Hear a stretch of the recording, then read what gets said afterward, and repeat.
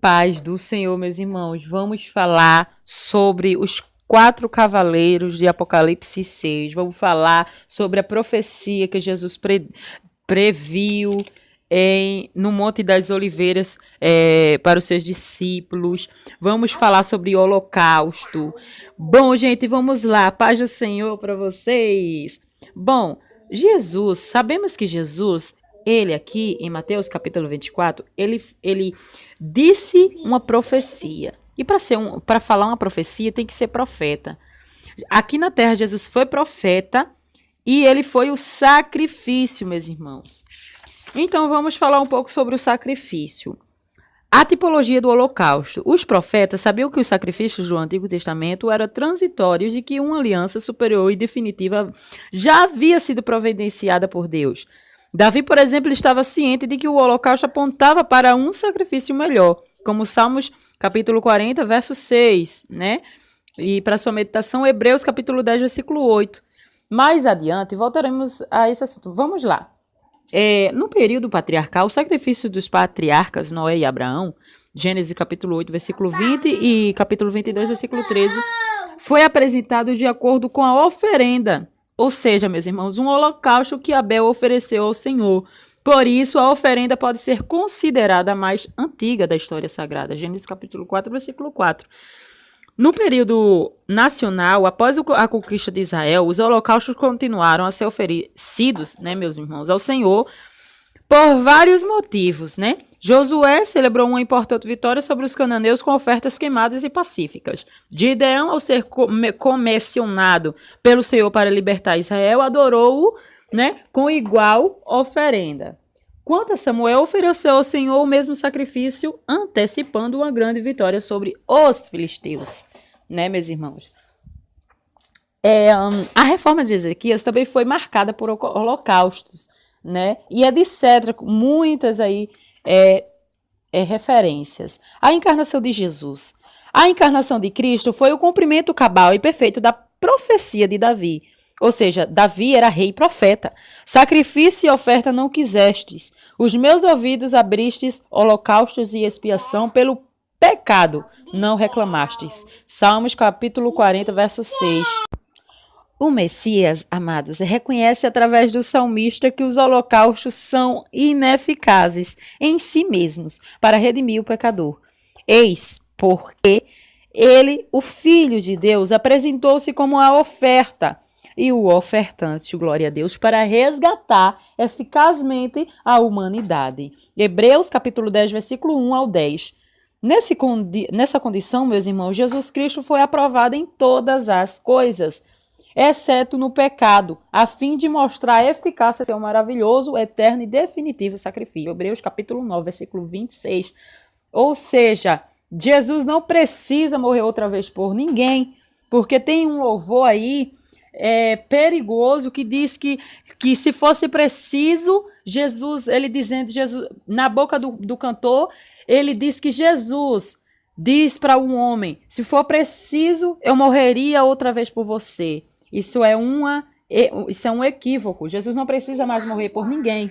Ele morreu uma vez por todos os pecados.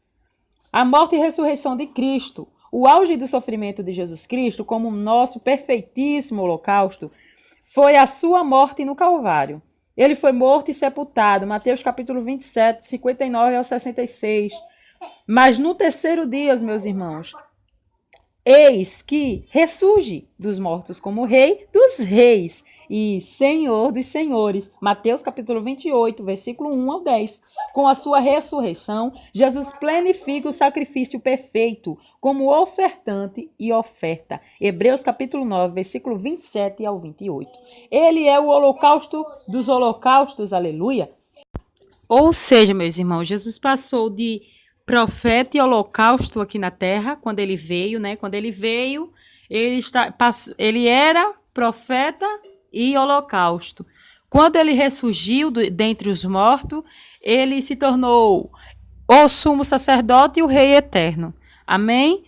Bom, vamos agora para Mateus, onde Jesus estava no Monte das Oliveiras e profere uma profecia para os seus discípulos. Antes de eu ler, eu quero dizer para vocês que esse capítulo 24, do 5 ao 9, fala uma profecia para as pessoas que vão ficar aqui na grande tribulação. Os israelitas, a casa de Efraim, e dentre as nações que se converteram ao Senhor. Entendeu? Essa profecia aqui não é para a igreja, essa profecia é para quem ficar aqui depois que o arrebatamento da igreja acontecer. Versículo 5 de Apocalipse, que diz: porque muitos virão em meu nome, dizendo, eu sou o Cristo, e enganarão a muitos. Embora, meus queridos irmãos, esteja no plural, Jesus está se referindo ao anticristo. Vamos para Apocalipse, capítulo 6. Gente, capítulo 6, versículo 1 e 2, que diz assim: e havendo o cordeiro aberto um dos selos, olhei e ouvi um dos 4 animais, que dizia como em voz de trovão, vem ver. E olhei e eis um cavalo branco, e o que estava sentado sobre ele tinha um arco, e foi-lhe dada uma coroa, e saiu vitorioso e para vencer. Significa que aquele que vem no cavalo branco é o anticristo, o que sai para ganhar, para vencer. Aquele que vem no nome de Jesus, mas na verdade é o anticristo, né? O cavalo branco. Agora vamos para o versículo 6 de Mateus capítulo 24. E ouvireis de guerras e de rumores. Olhai, meus irmãos, olhai, né? Olhai, não vos assusteis, porque é mister que isso tudo aconteça, mas ainda não é o fim. Deus está dizendo para as pessoas que estarão na grande tribulação. E diz, não tenha medo, não se assuste, meus filhos. Aqueles que estão com medo das catástrofes, de tudo que irá acontecer, o Senhor diz, não tema, porque isso ainda é o começo. Aí vamos para o versículo 3 e versículo 4 do capítulo 6 de Apocalipse, que diz, e havendo aberto o segundo selo, ouvi o segundo animal dizendo, vem ver. E saiu outro cavalo vermelho, e ao que estava sentado sobre ele foi dado que tirasse a paz da terra e que se matassem uns aos outros, e foi-lhe dada uma grande espada. Ou seja, esse cavalo vermelho representa os conflitos armados. Jesus diz, não tenham medo e não vos assusteis, porque vai ter conflitos armados. Esse cavalo vermelho que vem trazendo destruição, tirando a paz, matando uns aos outros. Jesus está dizendo e alertando aos que vão ficar aqui na grande tribulação porque não creu em Jesus ou porque não teve o compromisso com Deus.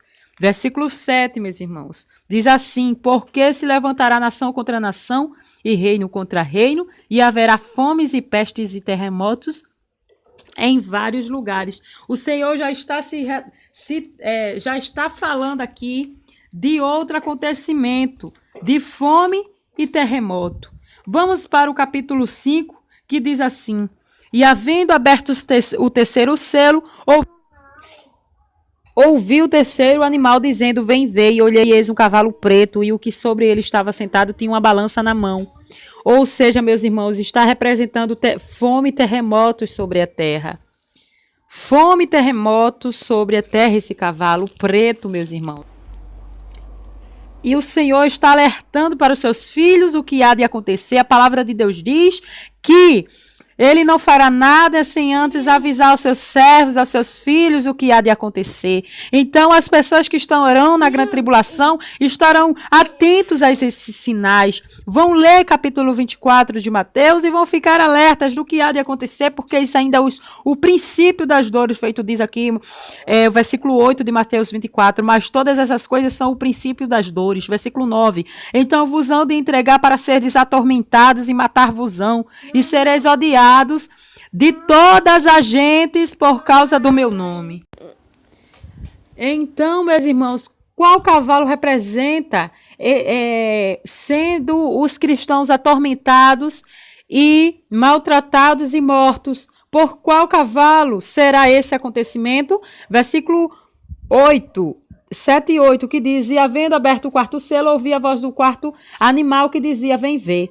E olhei, eis um cavalo amarelo, e o que estava sentado sobre ele tinha por nome Morte, e o inferno seguia. E foi-lhe dado poder para matar a quarta parte da terra com espada e com fome, com peste e com as feras da terra.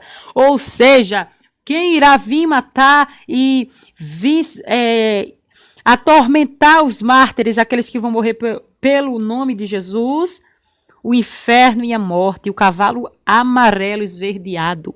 Meus queridos, aleluia, o Senhor está avisando aqui para os mártires que eles irão morrer, né, ser atormentados pelo inferno, pela morte, pelas pessoas que estão com o anticristo. Vamos ler aqui para concluir, capítulo 7, de Apocalipse, versículo 9, que diz: Depois dessas coisas, olhei e eis aqui uma multidão, a qual ninguém podia contar, de todas as nações, de tribos e povos e línguas, que estavam diante do trono e perante o Cordeiro, trajando vestes brancas e com palmas nas suas mãos. O Senhor está falando, né, versículo 10, e clamavam com grande voz, dizendo: Salvação ao nosso Deus que está sentado no trono e o Cordeiro. Quem são essa grande multidão, meus irmãos? Quem é essa grande multidão que não pode se contar? São os israelitas que não acreditaram que Jesus veio e ressuscitou. E depois de tanto sofrimento vão confessar o nome de Jesus, vão adorar Jesus. Muitos serão tarde demais, não terão a salvação, e outros morrerão pelo amor de Cristo. Outros irmãos que eram desviados da casa do Senhor, da igreja, que brincaram de ser crente. Fiquem na paz. Esse alerta aí para todas as pessoas não brincar com ser cristão.